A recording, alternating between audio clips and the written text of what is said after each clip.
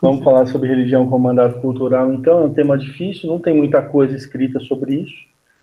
E eu espero aqui não cometer muitos deslizes. Podem me parar quando vocês acharem necessário, tá? E vamos lá, então. O Rodrigo, pode passar. Então, qual que é a ideia da gente falar primeiro sobre religião? É entender o que não é religião, né? É um princípio interessante. Então, o que não é religião? Então, precisamos antes entender que uma religião não está necessariamente ligada a uma crença monoteísta, que é o caso das três religiões que aparecem ali no slide, que é o judaísmo, o cristianismo e o islamismo. Então, você ser cristão, você ser judeu, você ser muçulmano, não significa que toda religião está concentrada apenas em quem tem esse tipo de fé. A religião é muito mais extensa do que isso, né? Isso é a crença na existência de uma única divindade suprema. Além disso, uma religião não está necessariamente ligada a preceitos morais, né? Então, nem todas as religiões, ou aquilo que se diz religião, ela está necessariamente ligada a conceitos morais, né? Então, o texto do Anthony Guinness continua dizendo essa ideia de que um deus ou deuses estão interessados em definir o modo de comportamento socialmente aceito não existe em várias religiões. E isso é um fato. A gente vai discorrer sobre isso mais para frente, mas a gente vai ver que existem vários tipos de religião, principalmente agora na pós-modernidade, onde esses fatores morais eles não são preceitos religiosos, né? No nosso caso, do cristianismo, o judaísmo e o islã, crenças monoteístas, elas têm esse viés moral arraigado na sua forma de composição, mas nem toda religião é assim. Então a gente precisa entender que nem sempre é assim. Próximo slide. No próximo slide, a gente ainda fala um pouco sobre o que não é religião, ainda baseado no texto do Anthony Guinness, tá? Não devemos também apontar que uma religião está sempre fundamentada sobre um mito de criação do mundo. Embora várias ocupassem em construir essa justificativa, não são todas as que estão interessadas nesse aspecto. Então, nesse livro que eu tenho aqui em casa, que é muito bom, Mitos da Criação, que é do Philip, ele fala pelo menos sobre 14 modelos diferentes de mito da criação da humanidade. E todos esses mitos de criação da humanidade, enfim, de povos indígenas, aborígenes australianos, ele pega mito da onde a gente nem tem noção da onde poderia existir, né, mitos brasileiros, do povo guarani, de outros povos indígenas. Então, todos eles têm mitos de criação, né? Fogo, dilúvio, ali eu coloquei alguns tópicos do livro, né? Nascimento das águas, o mito do ovo dourado que criou todo o universo, mito de que o universo saiu de dentro de um monstro, né? Que existia uma guerra e o monstro foi dilacerado e o universo brotou disso, sobre acasalamento de deuses, né? Que os deuses se cruzaram entre si, né? Namoraram e nasceram pessoas ou namoraram com pessoas humanas, enfim, existem infinidade, né? Sobre o verbo, não é só no cristianismo que existe essa visão, existem outras tribos e, enfim, né, que falam sobre a atuação de um verbo criador, o homem e o totem, barro mágico, paus e pedras, sacrifício de deuses, né? Alguns, que nem na época os babilônios mesmo, né? Que eles acreditavam que para criar a humanidade foi necessário matar um deus menor, um deus meio perreba lá, e misturar o sangue daquele deus com o barro para se formar o homem, né? Porque os outros homens que eles estavam criando, tentando criar do barro, não estava dando certo, não dava liga, não ficava legal, e eles precisaram matar um deus pebinha lá para poder fazer isso. Linguagens de sonho, átomo primordial, já pensando nas religiões de ciência moderna, né? Estrelas e planetas, vida e evolução, mito e arquetipo. Então, assim, são vários mitos de criação, mas nem sempre as religiões têm um mito de criação. Existem religiões que não são baseadas no mito criador, né? Mas os mitos existem, né? Mas a religião não está centrada nesse mito. Não que todas as pessoas não acreditem que existe um início para alguma coisa. Todas acreditam, mas a religião não necessariamente está sentada sobre esse mito, como é o caso nosso do cristianismo, por exemplo, né? Que a gente acredita que existe um Deus criador, que criou a terra, enfim, e assim por diante. Tudo aquilo que a gente já sabe com relação ao cristianismo, né? Próximo slide. Então, isso é o que não é uma religião, tá? Por fim, não podemos definir uma religião apontando a busca pelo sobrenatural, porque nem toda religião busca o sobrenatural como fim último, que é o nosso caso, né? A gente busca um contato com o sobrenatural de alguma forma, né? Porque Jesus não está aqui agora entre nós, mas ele é um homem encarnado que está no céu, então a gente tem essa sobrenaturalidade na nossa fé, isso é fato. Mas nem toda religião tem isso, né? Então, como uma das características chaves, existem religiões que se pautam na busca pela harmonia com o mundo e com a convivência imediata e que não estão interessados em entender o que está além dos seus sentidos. Daí eu coloquei uma foto do panteão shintoísta. Por quê? Porque, na verdade, o panteão shintoísta é um símbolo de uma busca de harmonia social. Então, os deuses têm os seus nomes, têm a sua mitologia arraigada por trás deles, porém, cada um deles representa uma simbologia de virtude. Então, existe o deus da honestidade, o deus da fortuna, o deus da dignidade, da amabilidade, longevidade, felicidade e sabedoria. Então, a religião shintoísta japonesa, ela preza por essa harmonia social, por essa harmonia com o mundo ao seu redor, tem uma mitologia própria de deuses, porém, não é necessariamente uma busca do sobrenatural. Essa influência do Deus sobre isso é mais simbólica do que prática, necessariamente falando, com relação ao shintoísmo, para a gente ter uma noção. Próximo. Rodrigão? Então, o que é uma religião? Agora, vamos tentar definir religião. As religiões carregam certos pontos em comum. A primeira delas é que, até onde se sabe, todas as religiões possuem um conjunto de símbolos que remete ou são alvo de reverência ou de respeito. Estes símbolos estão ligados a rituais e cerimônias dos quais a comunidade de fiéis participa ativamente. Isso quer dizer que, em toda religião, existem objetos ou ideias simbólicas que representam algo a ser reverenciado ou admirado. Tá? Então, isso aí é um ponto comum de toda religião. Existem símbolos, existem elementos, existem rituais, existem cerimônias, então isso é o básico. Quando você vê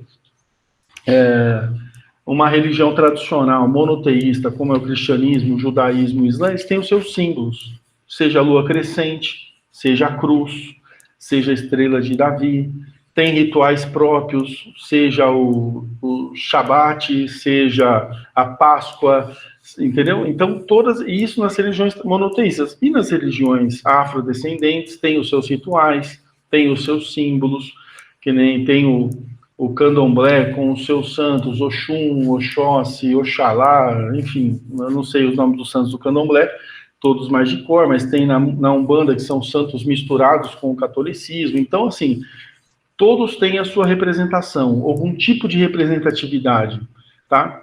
E aqui nessa foto, eu coloquei uma imagem dos símbolos mais conhecidos à direita, né, que seria cristianismo, o islã, o shintoísmo japonês, né, representado pelas traves, o yin yang, a Bíblia, que no caso seria a Torá, né, enfim, a estrela judaica e assim por diante.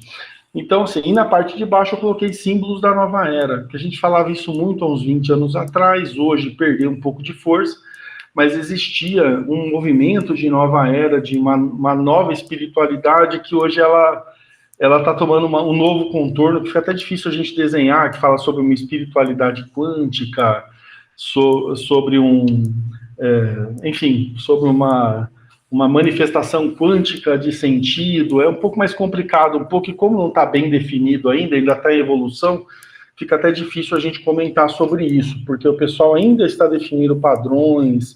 Começou agora quando começou esse movimento realmente da física quântica, né? Matemática quântica, e daí está vindo a espiritualidade quântica agora também. Mas até os anos 80, 90, aí a gente esbarrava muito sobre deuses da nova era e a numerologia por trás dos símbolos, enfim, era um negócio mais complicado um pouco, eu quis trazer para vocês aqui.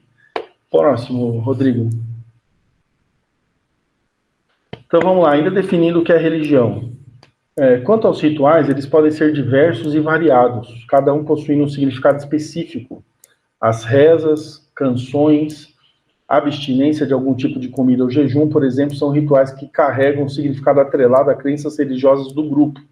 Esses rituais fazem parte da identidade religiosa e da construção da religiosidade dos fiéis.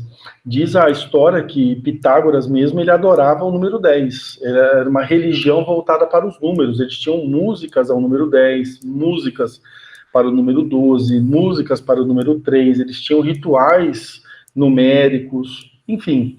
Então, isso mostra que cada religião, independente da temática que essa religião toma, ela é acompanhada de uma gama de rituais, de processos, alguns com jejum, outros não, com comidas específicas, como é o caso dos deuses das religiões africanas, que têm os seus pratos específicos, por isso que a gente encontra, andando nas encruzilhadas aí dos canaviais da vida, refeições, frango, carne, bebida. Por quê? Porque tem suas comidas, seus rituais, festa de Cosme e Damião, onde se leva doces, enfim. E nós, né, como cristãos, não temos tantas superstições assim, digamos assim, né? Mas você pega o pessoal dentro de algumas religiões monoteístas que não come carne de porco, por exemplo, né? Eu não lembro se é os mormons ou se é enfim. Então você vê que tem esses rituais, existem, então lá são presentes, tá? Continuando a definição, para a sociologia, o caráter social desses rituais é um dos aspectos de maior interesse. As comunidades que se formam em volta das religiões variam em uma série de aspectos. Nas comunidades mais tradicionais, a religião torna-se base para um grande número de manifestações sociais. Isso aqui eu achei muito importante na definição do Guinness. Então ele fala, a arte, a música, a literatura, entre outros, são delimitadas pela tradição religiosa nas comunidades mais intimamente conectadas a ela. A partir disso, tiramos uma perspectiva do tamanho da influência que as religiões possuem na vida dos seus fiéis. Então aqui, o Guinness, ele não está falando de uma subcultura.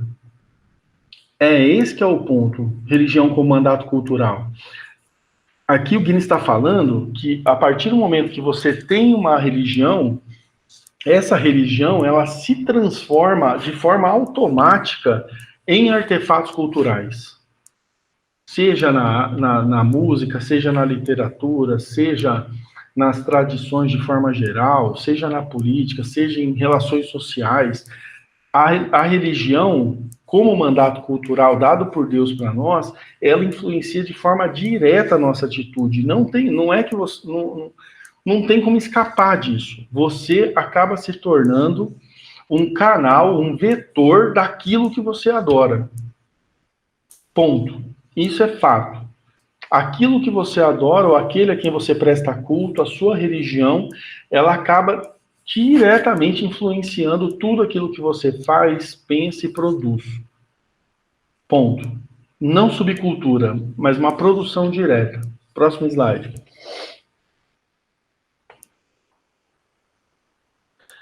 Então vamos lá. Uma vez isso definido, a gente precisa entender uma coisa como cristãos, que mandato cultural não é a grande comissão para os cristãos.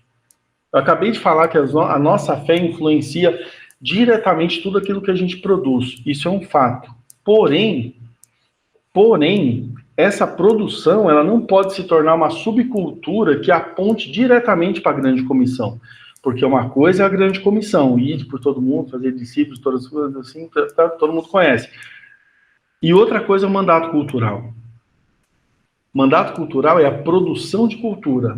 Então vamos lá. A cultura é, antes de tudo, o nome para o nosso implacável e inquieto esforço humano para tornar o mundo como ele nos é dado em algo diferente. Temos uma propensão dada por Deus para fazer algo mais do que nos foi dado. Trata-se de uma coisa bastante básica. Nós criamos desde pinturas, como essas aí da foto da caverna de Lascaux, na França, datada de 17.000 a.C., até um castelo de areia, música, dança, computadores. Nós, seres humanos, fazemos cultura, de modo intencional ou não. E sempre iremos fazer, pois Deus nos criou para isso. Você não tem que ser exatamente da área da cultura para reconhecer essa realidade da vida. Ou seja, É que nem o meu caso, eu não sou músico, eu não toco violão, eu não canto, eu não escrevo livros, mas dentro da profissão que eu tenho, que eu sou representante comercial, inevitavelmente eu levo conceitos cristãos junto comigo e produzo algum tipo de arte, produzo algum tipo de artefato cultural, seja na explicação para um problema, para resolver um assunto de algum cliente meu, né? No caso, eu atendo área comercial, então às vezes o cliente vira para mim e fala assim, poxa, eu preciso comprar tal coisa. Eu falo, não, olha, tal coisa não te atende, né? Não precisa gastar dinheiro com isso agora, compra um negócio mais barato que te atenderia também da mesma forma, porque eu entendo que eu poderia estar usurpando ele se eu vendesse para ele um negócio que ele não precisa só para mim poder ganhar mais com aquilo. Então são preceitos da minha religião que eu levo diretamente para minhas ações, como mandato cultural, e não são necessariamente parte da grande comissão. Não sei se vocês conseguem entender isso. Então, a gente, às vezes, quando você está conversando com alguém e você testemunha o seu cristianismo através das suas atitudes, não precisa ser necessariamente na intenção de você cumprir a grande comissão, mas ela faz parte do mandato cultural, porque você não tem como não produzir, você sempre produz alguma coisa. Eu não sei, eu não lembro exatamente a profissão de cada um de vocês, ou aquilo que cada um de vocês faz. Eu lembro que o Rodrigo trabalha com engenharia, então dentro da engenharia, quando você desenvolve, de repente, uma praça, como cristão, você teria que pensar uma praça como cristão.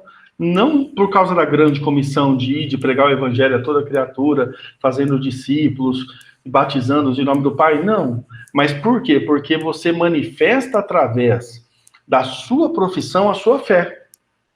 Então, quando o Rodrigo provavelmente desenha praças, ele tem que estar preocupado com o posicionamento do sol, se a pessoa vai se iluminar, se os brinquedos da criança vão ter uma certa cobertura para elas não brincarem no sol durante o dia, para você poder maximizar o uso daquele ambiente, se ele realmente vai estar de uma forma que vai produzir comunidade.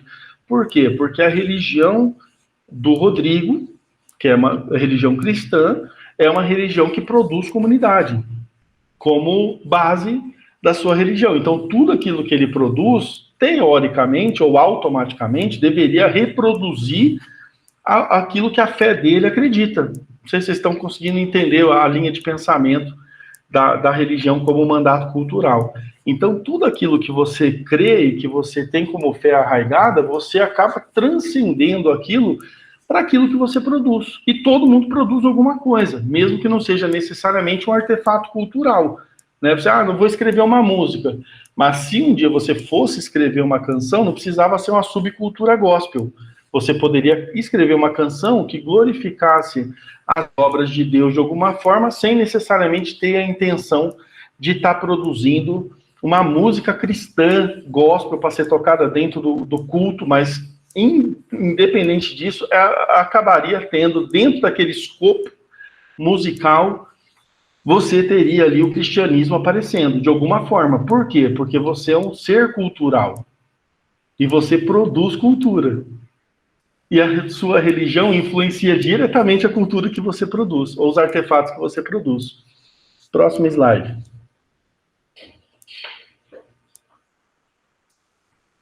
Então, destacando aquela frase do Guinness, ele diz assim, nas comunidades mais tradicionais, a religião torna-se base para um grande número de manifestações sociais. A arte, a música, a literatura, entre outros, são delimitadas pela tradição religiosa nas comunidades mais intimamente conectadas a ela. Então, quanto mais uma sociedade está conectada com a religião que ela professa, mais claro isso fica nos artefatos culturais que ela produz. Mais claro. Tá? Então, a gente faz parte, a gente tem uma consciência de cristianismo e a nossa comunidade tem uma consciência de cristianismo muito forte. Então, o que a gente faz?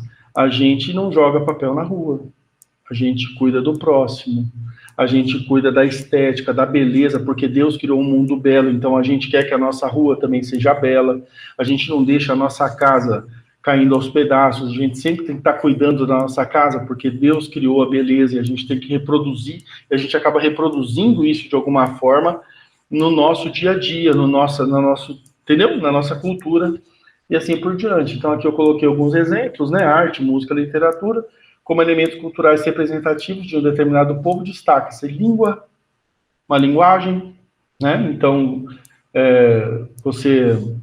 se você está numa religião, se você conhece uma pessoa que é muçulmana, ela tem um vocabulário próprio, tem palavras que ela não fala, tem expressões que ela não usa, porque a força da religião, a força do formato de adoração dela é tão grande na formação cultural dela, a gente vê isso às vezes junto com os nossos irmãos das igrejas mais pentecostais de bairro, né? De bairro. Tem o Ivan aí, que é meu amigo há muitos anos, e a gente congregou muitos anos numa igreja pentecostal de bairro. Existe praticamente um idioma próprio que o pessoal conversa, com algumas expressões, ou pelo menos tinha, né?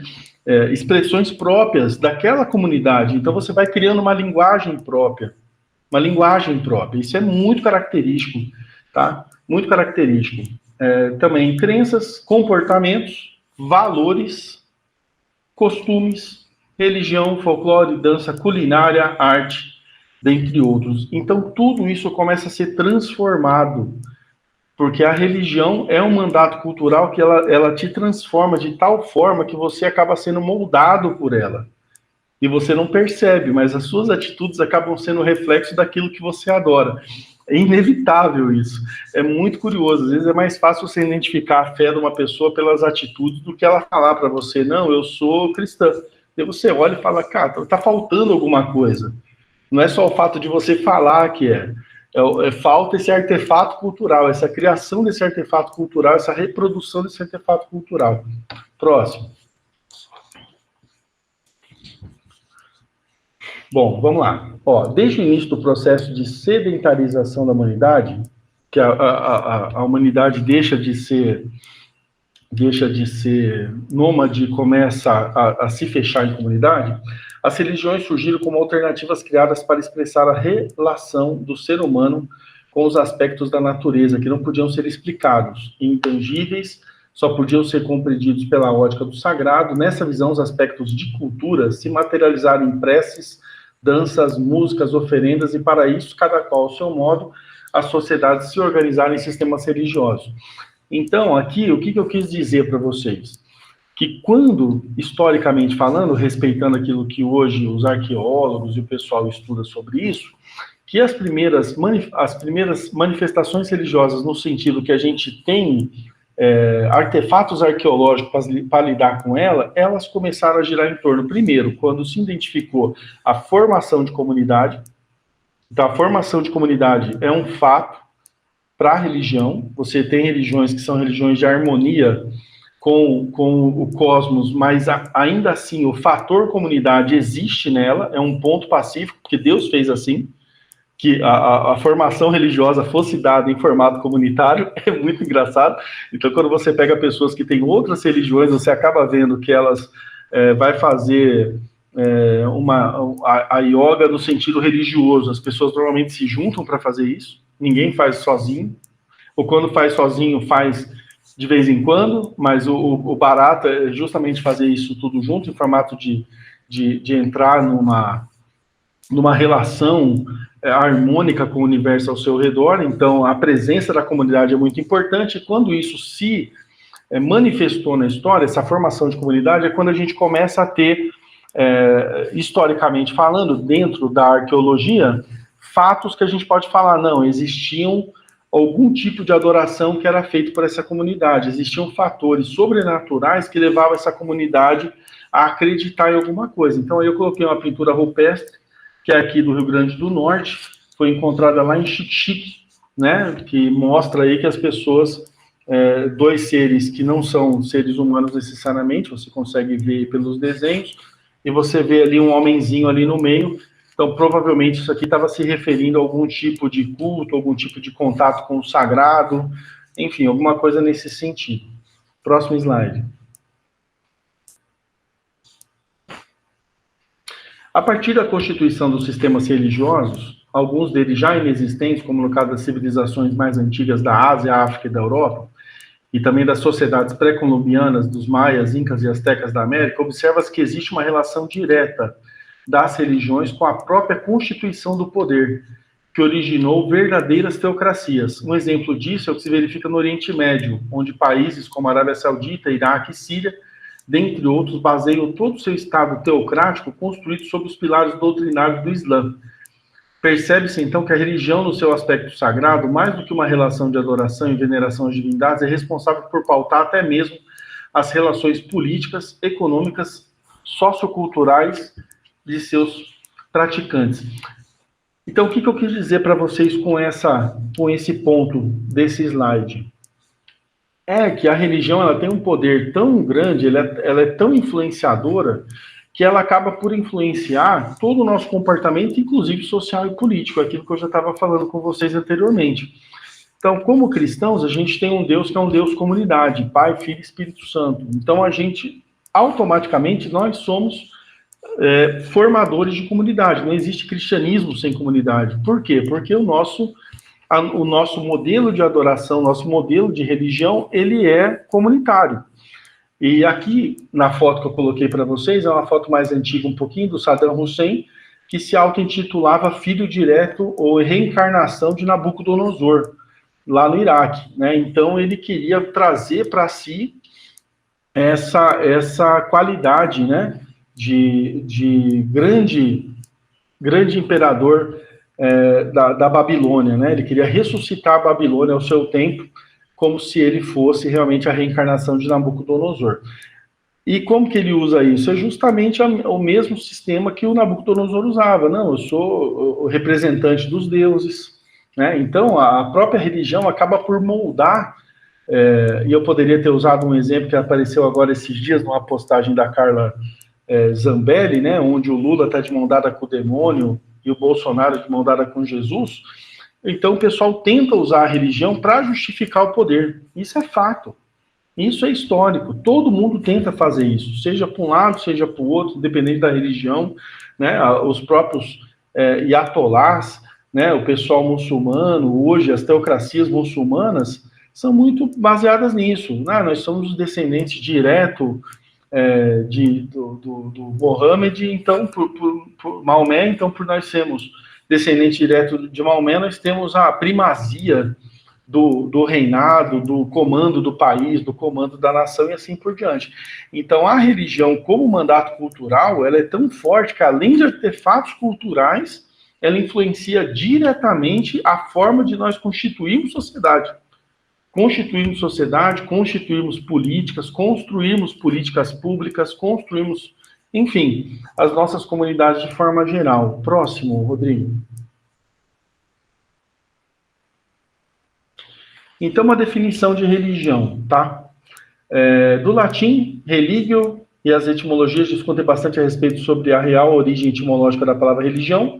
No entanto, muitos acreditam que tenha surgido a partir da junção do prefixo re, que funciona como um intensificador da palavra, que o sucede, nesse caso, ligare, que significa unir ou atar. Assim, religare teria o sentido de ligar novamente, voltar a ligar ou religar.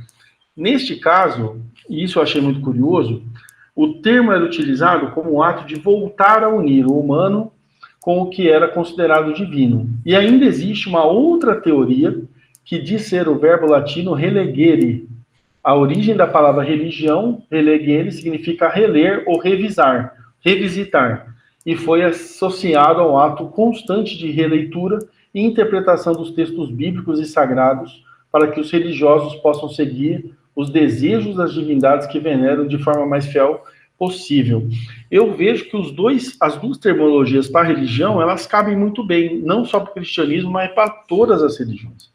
Ela pode significar uma religação sua com o sagrado, ou ela pode significar uma leitura ou revisitação constante de leitura, para que você realmente entenda aquilo que você crê e você possa se transformar ou ser diretamente afetado por aquilo que você crê, através de uma compreensão plena daquilo que a divindade, ou daquilo que você adora, ou daquilo que as pessoas adoram, exige.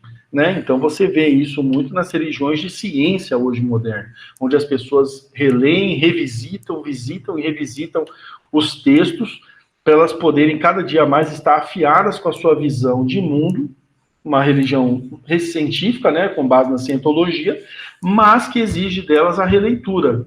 Então, não é necessariamente uma religação com o sagrado, mas não deixa de ser uma visitação constante para você poder aperfeiçoar o seu modo de fé. Isso também acontece com as religiões monoteístas, né?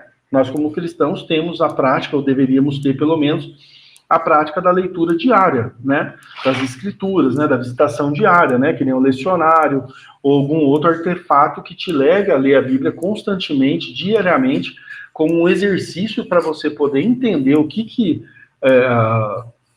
a divindade, no caso, exige, né, como padrão, né, ou ensina como padrão, para você poder estar sempre buscando se aperfeiçoar, já que nós somos falhos, e assim por diante. Então, acho que as duas leituras do que seria a etimologia da palavra religião são muito válidas, por isso que eu quis trazê-la para vocês. Agora eu quero passar para alguns exemplos, para a gente já estar indo para o final. Próximo, Rodrigo. Então, assim, uma coisa que eu não achei isso escrito, mas eu acho muito interessante, é que toda religião tem um mediador. E, na verdade, o que nos faz, o que nos molda é justamente o contato com o mediador. O contato com o mediador de cada religião é que faz com que a gente se torne cada dia mais parecido com o mediador. É muito curioso isso. Mas eu não sei, eu faço alguns estudos da minha parte, como não encontrei muita coisa escrita sobre isso, eu quis trazer uma opinião pessoal, tá? Vai cair lá na BC2, lá, depois o pessoal me liga qualquer coisa. Mas é uma visão minha. Então, quando você pega aqui eu vou dar alguns exemplos para vocês, um é muito curioso, que é do Egito, que é o touro Apis, né? Então, da explicação do touro Apis, você extrai essa explicação. Na sua condição de touro ágil, vigoroso e viril, Apis era um intermediário consistente entre o mundo dos vivos e dos mortos, além de ser um propiciador de fertilidade e renascimento quando associado ao Deus Sol. Então, das muitas definições que tem hoje em livros e na internet sobre o touro Apis, essa função do touro Apis eu achei muito interessante, porque ela foi descoberta naquela descoberta arqueológica de uns anos atrás, daquela tumba no Egito, onde eles encontraram 12 sarcófagos do touro Apis. Alguns ainda tinham restos do touro mumificado e a maioria já tinha sido levado por saqueadores. E eu quis trazer o exemplo do touro Apis, porque a gente tem um exemplo dele na Bíblia. Quando Moisés sobe ao monte para falar com Deus e buscar a lei, o povo fica embaixo e começa a entrar em desespero, porque eles não têm um Deus presente, apesar que Deus estava trovejando no monte, e, ao mesmo tempo, o mediador entre eles e Deus estava se ausentando por muito tempo, que era Moisés. Então, o que o povo faz? E hoje o pessoal fala, não, eles estavam adorando o touro. Realmente, é um culto de adoração à mediação que o touro promovia. É um fato, tá? Então, o que eles fizeram? Como Moisés, como mediador entre eles e Deus, que traria a lei para eles, estava demorando, Arão foi lá, jogou o ouro no fogo. É mais ou menos a história do que aconteceu com Apis, né? Apis veio alguma coisa divina à terra. Alguns falam que foi direto uma flechada de um deus no útero de uma vaca e o touro Apis nasceu. Ou seja, foi um negócio sobrenatural. E Arão reproduz essa história de uma forma simbólica. Ele fala, joguei o ouro no fogo e saiu o touro de dentro do fogo, que era, na verdade, uma simbologia. E eles começam a fazer o culto de adoração do touro. O touro era um símbolo de fertilidade, por isso que a Bíblia fala que no culto que eles estavam fazendo ao touro, Deus condenou aquilo por ser para o touro, e também pela forma que estava sendo feito aquele culto também, que era um culto sexual, digamos assim, né? Então, o touro Apis, ele aparece ali na Bíblia, e a gente tem isso registrado na Escritura Sagrada. Então, o touro como mediador entre os vivos e o além, no caso aqui ele coloca mortos, mas ele estava falando diretamente com o além. E o touro Apis, ele vem com essa representação de vários deuses. É uma história meio complicada, porque cada um entendia de um jeito, e agora, quando foi a última descoberta arqueológica, os registros não foram todos atualizados, né? Mas o touro Apis, ele servia de mediador, e a gente tem lá. Então, na verdade, o touro Apis, ele estava substituindo Moisés, que na verdade era um símbolo de Cristo, que viria para nós fazendo a mediação com Deus. Por isso que isso foi condenável à luz da Bíblia. Eu acho isso muito interessante. Quando você pega os povos maias, incas, eles tinham o Quetzalcoatl, que também era o deus da luz, justiça, misericórdia, vento, era conhecido como um outro título extremamente grande, que era Estrela da Aurora, era conhecido como inventor de livros, do calendário, doador do milho para a humanidade, ou seja, ele é um símbolo. E é muito curioso que os mormons até começaram a falar que o Quetzalcoatl era uma cristofania, vocês terem uma noção de como que eles foram construindo a história do Quetzalcoatl de tal forma que tentaram alinhar ele com Jesus, porque ele era um mediador também. Olha que coisa maluca. Então, ele era patrono dos sacerdotes, dos patronos dos padres astecas, né? E algumas lendas dizem que ele era opositor ao sacrifício humano, mas a grande parte delas apresenta ele como uma pessoa que era um Deus que era favorável ao sacrifício humano. Tanto é que tem essa fotinha de baixo, que é essa fotinha com fundo branco, a serpente emplumada, né, que é o Quetzalcoatl, ele está ali comendo um homem vivo. Daí quando você vai se remete aos cultos maias e incas, você vê que eles praticavam o sacrifício humano assim constantemente. Por quê? Porque eles estavam se moldando ao seu mediador. É muito curioso isso, mas é um fato. Então o mediador é que estava dando para eles o modelo de vida a ser seguido. E eles tinham esse hábito, né, mesmo dentro dos povos aqui da nossa Mesoamérica, como o Quetzalcoatl era o mediador, então o que você faz? Vamos imitar o mediador.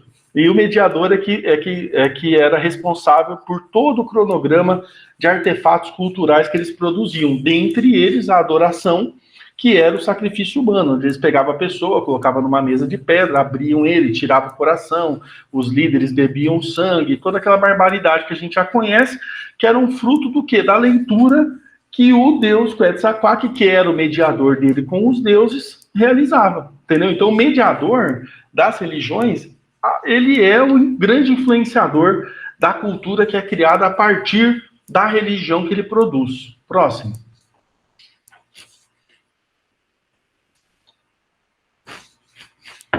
No judaísmo, a gente tem a lei como mediador, né? A Torá compõe os 5 livros do livro sagrado da religião judaica, né?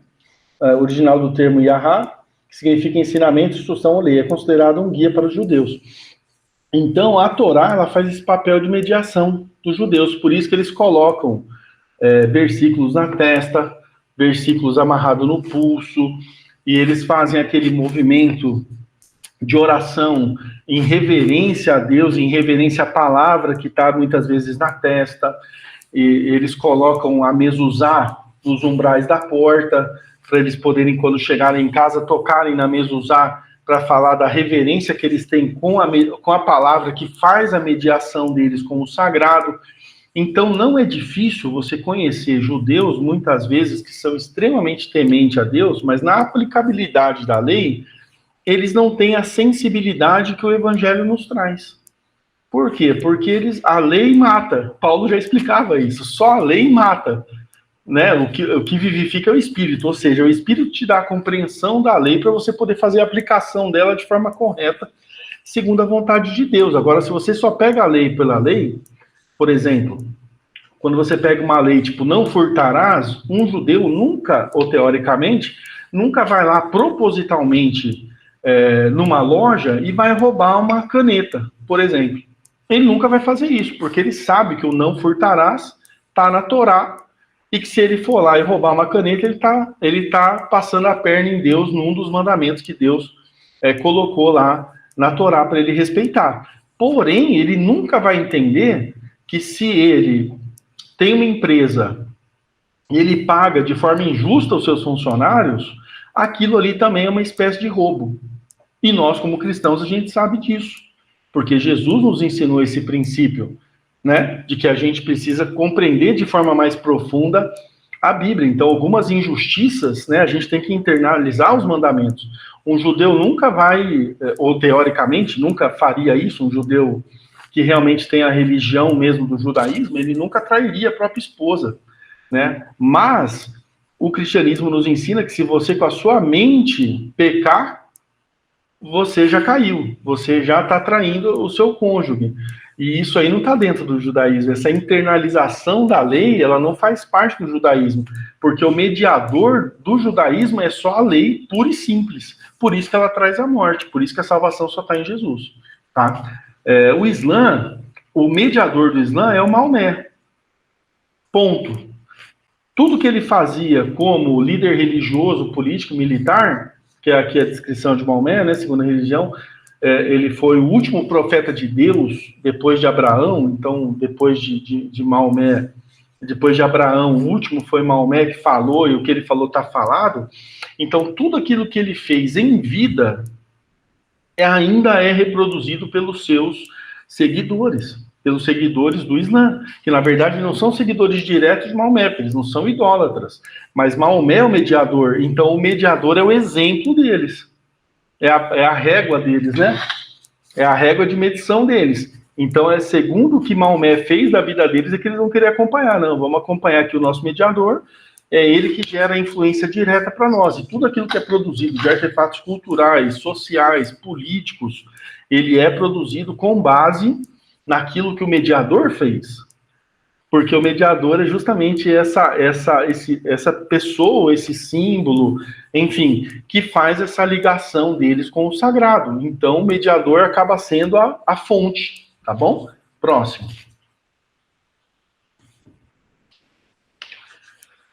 No modernismo, a gente tem o Homer Simpson ali, né, que é o homem, né, o centro de a medida de todas as coisas, né, já dizia Pitágoras ou Protágoras, né, o homem é a medida de todas as coisas, que é um trecho dessa frase do sofista, que é o significado que o homem é de todas as coisas, se refere à noção do relativismo, onde cada indivíduo compreende uma coisa da sua forma específica. Então, hoje, algumas pessoas têm o próprio homem como meio para alcançar o sagrado. Isso aí está escrito lá em Romanos, capítulo 1. Se a gente for ler lá, você vai ver que os homens começaram a negar a Deus, negar a existência do sagrado, e começaram a se autocontemplar, a se voltar para dentro de si. Né? Você pega aí o próprio Schaeffer, o pessoal que a gente admira tanto, eles explicam isso de uma forma maestral, e a gente já ouviu isso tantas vezes que eu não quero nem me alongar muito nisso. Então, no modernismo, a religião do modernismo é o próprio homem. É o homem vivendo para si mesmo, é o homem contemplando a sua própria necessidade, é o homem querendo se aperfeiçoar para alcançar o máximo do seu potencial, é o Davi de Michelangelo, né? Então, o homem acaba se tornando um fim em si mesmo, é a hora que Romanos diz que Deus abandonou, então, o homem aos seus próprios prazeres e paixões.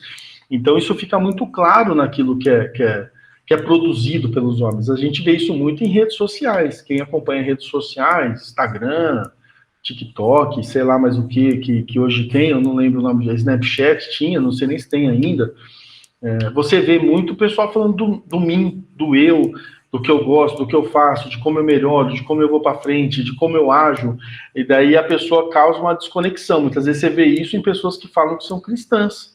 Só que você vê que o resultado do cristianismo dela não é o cristianismo, não é a figura de Jesus, que vai ser o nosso próximo mediador, né? No cristianismo é Jesus o mediador, que é a figura do servo, né? Porque Jesus, ele ascendeu ao céu, ele ainda não veio como leão, então como que a gente tem Jesus? Como servo, como nosso mediador com Deus, o homem perfeito, sentado à direita de Deus, que faz essa mediação com Deus por nós, que intercede por nós, que está diante de Deus por nós, que se entrega por nós.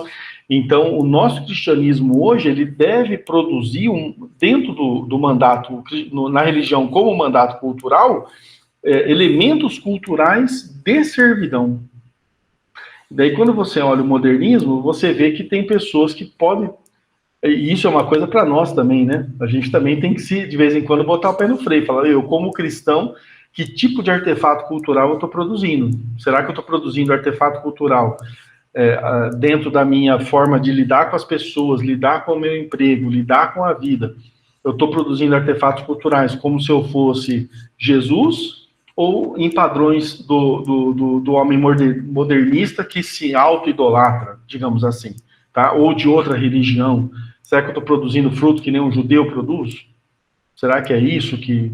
E assim por diante. Então, é uma análise que a gente precisa estar fazendo de forma constante. Como que os nossos artefatos culturais são produzidos como consequência da nossa fé, estão apontando para onde? Estão apontando para quem? Porque o mandato cultural da religião, ele não é a grande comissão. A gente pode se tornar ótimos pregadores do evangelho, pessoas que fazem missão, pessoas que fazem tudo isso, mas se o nosso mandato, se os nossos frutos dentro da cultura que a gente está não são frutos que apontem para o cristianismo que a gente professa, a gente está com algum problema na nossa fé, por mais que a gente esteja obedecendo o mandato cultural, a grande comissão. Se a gente tem um problema no nosso mandato cultural, a nossa fé pode estar em xeque. É uma coisa que a gente tem que pensar. Tem que pensar. Porque não adianta você cumprir o mandato, a grande comissão, como se isso fosse o ápice do cristianismo, e não produzir elementos culturais do cristianismo. Então, peraí, você está com algum problema na sua fé, porque se você reproduz, se o que a gente está falando até agora está correto, e o mediador influencia diretamente as pessoas, e a forma que elas agem, a forma como elas respondem aos problemas da vida, o nosso resultado final da nossa fé não é um resultado que aponte para o cristianismo que habita em nós, a gente precisa parar e repensar. Tem que botar o pé no freio e repensar. Próximo. Fala, Rodrigão. Ó, então aqui eu achei um negócio muito legal dentro do site Jus Brasil, que é um curso de competências do mediador social. Eu achei isso aqui um barato. Por quê? Porque, na verdade, esse curso de competências do mediador social, eu vou passar bem rápido por ele, que eu já estou encerrando, é um curso que é dado e tem sido oferecido até para igrejas também, para pastores, para líderes de igrejas, para formar mediadores sociais, pessoas para apaziguar problemas. E quando você olha as características do mediador social e aquilo que é ensinado no curso, você vê de forma muito clara como que o fato de nós estarmos aqui no Ocidente e o cristianismo tem influenciado tanto a nossa cultura até hoje, como isso ainda tem grandes aspectos arraigados na nossa cultura, principalmente quando a gente fala de mediação. Porque se o nosso grande mediador, e na cultura do cristianismo do Ocidente, Jesus, esse mediador, ele tinha que aparecer de alguma forma. Então, quando você vai ler as características do mediador social, você vai ver muita coisa que remete a Jesus, que Jesus faz. E isso influencia diretamente um curso de uma entidade que, teoricamente, não é cristã. É uma entidade...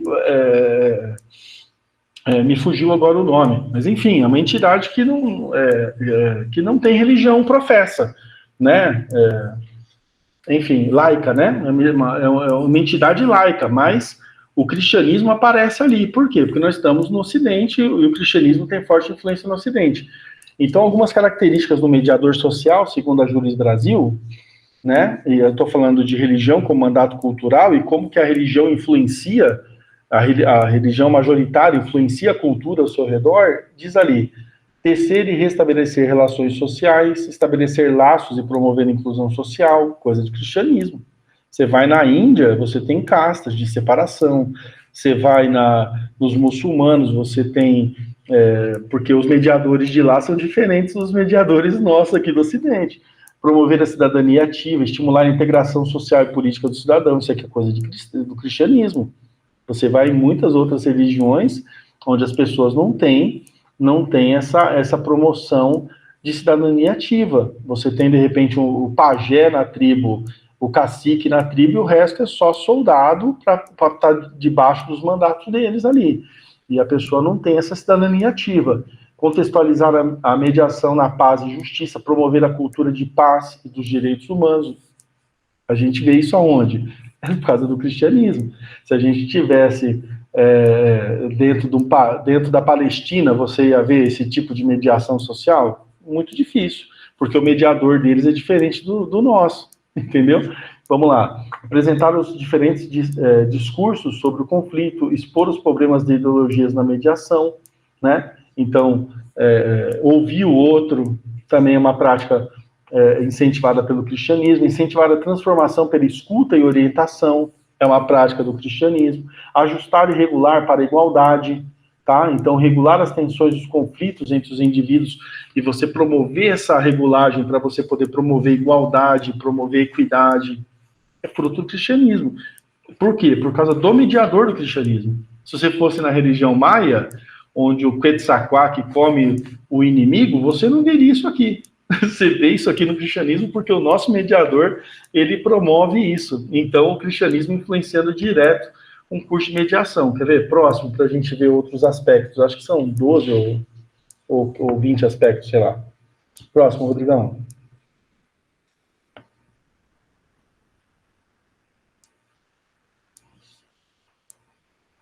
Rodrigo? Eu tô mexendo, mas acho que tá demorando para aparecer para você. Ah, tá. Tranquilo. É do 7 ao 11 agora, né? Isso. Ó, então, promover empoderamento, né, gera autoconfiança, revelando recursos próprios e poder de decisão, né, que é mais ou menos o que acontece hoje. A pessoa, às vezes, chega numa comunidade cristã e ela automaticamente é aceita no grupo, é colocada numa posição, se ela tem algum talento, isso já é puxado para a pessoa poder estar interagindo, para poder estar se desenvolvendo. Motivar o reconhecimento do outro, mais ensino bíblico do que isso, muito difícil, né? Assumir o objetivo de transformar a sociedade, um plano de ação para cada contexto, interferir de forma generalista, combinar abordagem para evitar a padronização de resultados. Então, você tem que olhar o mais amplo, você tem que buscar consenso. Então, são tudo características do mediador, segundo a Jus Brasil, né, competências do mediador social numa sociedade que ainda é diretamente influenciada pelo cristianismo. Próximo.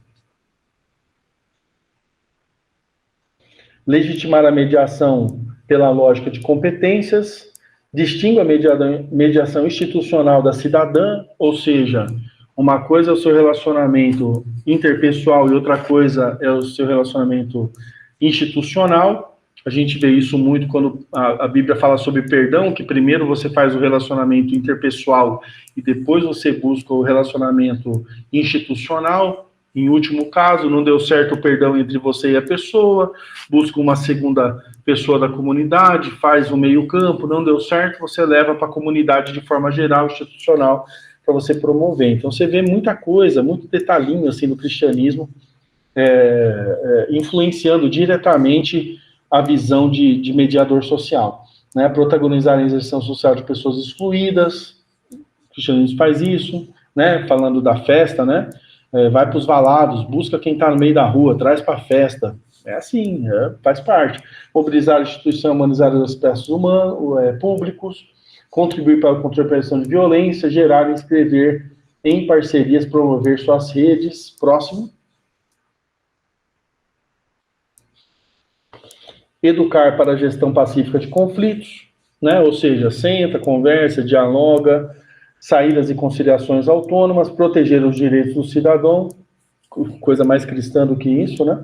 Expor sentidos e os valores das regras, ou seja, não é só você dar uma lei, olha, é proibido fazer, sei lá, pintar o cabelo de azul. Mas por que é proibido pintar o cabelo de azul? Vamos sentar aqui, vamos conversar, e se eu quiser pintar meu cabelo de azul? Então você senta, explica, tem que ser pedagógico, então isso faz parte do modelo cristão de relacionamento, tá? Então fica para nós aí pensarmos, esse é o último slide, tá? O que nós cristãos desse tempo temos produzido de artefatos culturais frutos da nossa religião. Na cultura, estamos produzindo cultura que glorifique a Deus para o mundo ao nosso redor ou somos apenas consumidores, muitas vezes acríticos de cultura ou então produtores de alguma subcultura gospel? Isso a gente precisa pensar. Será que a gente está produzindo cultura ou a gente só consome? Quando a gente vai ao cinema, por exemplo, ver um filme da Marvel, você come aquilo como se vai lançar agora os Eternos. Eu gosto de ver. Mas você vai lá apenas para consumir aquela cultura, você consegue identificar dentro daquele filme fatores, muitas vezes, que vão contra o cristianismo, que pregam contra aquilo que a gente pensa, e de repente você consegue fazer uma crítica ativa àquilo. Quando toca uma música, você dança pelo ritmo, porque o ritmo é gostoso, ou você consegue ouvir a letra e falar, opa, peraí, essa letra aqui, não dá para consumir isso aqui sem analisar primeiro. Eu não posso dançar isso, eu não posso ouvir isso aqui de forma passiva. Então, dentro da cultura, a gente está sendo consumidor acrítico de cultura ou a nossa religião, a nossa fé tem produzido um mandato cultural em nós que a gente pode ser crítico à cultura. É um detalhe. Na justiça, nós temos produzido os frutos de justiça na sociedade em que vivemos, ou justiça se tornou apenas mais um assunto teológico a ser discutido apenas nas nossas academias ou escolas dominicais? Eu acho isso muito sério, porque existem muitos assuntos da Bíblia que são assuntos que existem na Bíblia justamente para a gente aplicar isso, para mostrar para as pessoas que o reino de Deus está entre nós e que nós somos embaixadores desse reino. Tá? Agora, e tem muita gente que acha que isso virou só assunto de debate teológico. Eu tenho amigos meus que são maravilhosos com a Bíblia, os caras são fantásticos. Eu não conheço gente melhor que os caras falam grego, hebraico, original, né, e mas a pessoa não tem uma ação prática. Entendeu? Fica tudo na teoria, virou um assunto de academia. Eu falo, gente, e aí, como é que aplica isso? Como é que a gente vai para a rua? Como é que a gente vai para a sociedade de forma geral e aplica essa realidade? Daí ninguém sabe, mas eles sabem tudo sobre justiça, tudo sobre conciliação, tudo sobre tudo, como que é original, por que está escrito, qual que era o prefixo do sufixo da palavra que foi usada para aquilo, mas na hora de aplicar, não tem aplicação. Daí, pera, será que o teu mediador, que era o mediador que aplicava a lei, é o mesmo mediador que a gente tem? Ou será que o teu mediador já é outro tipo de mediador? É uma questão. Ou nós mesmos podemos estar caídos nessa. Será que a gente só tem as coisas de forma, subjetivas na nossa mente, ou a gente está aplicando isso no nosso dia a dia? Se a gente não está aplicando, o nosso mediador aplicava. A gente precisa ficar atento. Na política, temos abraçado ideologias seculares de direita, esquerda, conservador, progressista, etc., ou estamos fazendo política e justiça social a partir dos princípios do Pentateuco e da leitura bíblica, né? Então, assim, quando a gente fala, eu sou conservador de direita, pera, você abraça tudo aquilo? É um pacote fechado para você? Como que você lida com a lei do jubileu, por exemplo? Quando Deus fala que a terra não poderia ficar na mão daquele que tem mais dinheiro por muito tempo, a cada 50 anos ela precisava voltar para a pessoa pobre, que teve que vender a sua terra, porque não tinha condição de manter ela, e a pessoa que tem mais recursos e comprou essa terra, explorou ela por determinado tempo, precisava devolver. É uma espécie de reforma agrária. Como que você lida com isso, sendo conservador de direita num país onde conservadores de direita dizem que são contra um MST da vida? A gente tem que parar e pensar. E ao mesmo tempo você também, não, eu sou progressista. Peraí, você vai comprar o pacote completo? Que tipo de fé é a sua que compra um pacote completo para as pessoas que muitas vezes são abortistas? Enfim, tem uma série de outros fatores aí que também são extremamente penosos para o cristianismo. Então você não pode ser nem uma coisa nem outra, porque o cristianismo ele conversa com todas elas, tem pontos de cristianismo em todos os escopos políticos e ideologias políticas, mas nenhum deles é o cristianismo. O cristianismo é outra coisa, isso tem que influenciar diretamente a forma que a gente vê política. Por isso que você vai nos países muçulmanos e eles têm uma teocracia islâmica, porque a religião deles influencia diretamente a forma de fazer política. Agora, se a nossa forma como cristão de fazer política não é uma forma moldada pelos princípios bíblicos, tem alguma coisa que está acontecendo com um problema na nossa fé. O nosso mediador não é exatamente o mediador do cristianismo. A gente está tendo um outro mediador, porque é ele que está nos influenciando. E quem é esse outro mediador? A gente tem que botar um ponto e prestar atenção nisso. Com relação à sociedade, temos colaborado com a nossa sociedade local, levando para eles um exemplo de como é a nossa expectativa de redenção no convívio social e na expectativa educacional, ou estamos agindo como uma pessoa qualquer, com qualquer outra religião age? Então, a gente precisa entender isso também. Vai lá, Aninha, sem problema.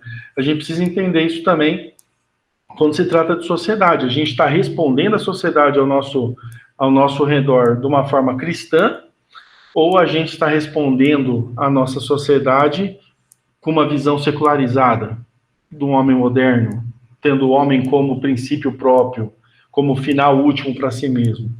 E na tecnologia nós temos usado o dom de Deus com a visão cristã para mostrar que o reino de Deus já está entre nós, trazendo soluções e melhorias para o próximo, ou temos os mesmos motivos base e ambições que qualquer ateu, muçulmano, espírita tem. Ou seja, a gente usa a tecnologia para um desfrute pessoal, para ganhar dinheiro, ou a gente usa tecnologia, e eu falo tecnologia no sentido amplo, não estou falando de computadores, a nossa profissão, aquilo que a gente gera como riqueza, como valor, ou a gente usa isso com uma visão cristã, com o nosso mediador como ponto arquimediano de tudo aquilo que a gente faz. Ou seja, tudo gira em torno dele, a partir dele. A partir dele, a gente tem uma visão de tecnologia, a partir de Jesus, a gente tem uma visão de sociedade, a partir de Jesus, a gente faz política, a partir de Jesus, a gente promove justiça, a partir de Jesus, a gente produz cultura.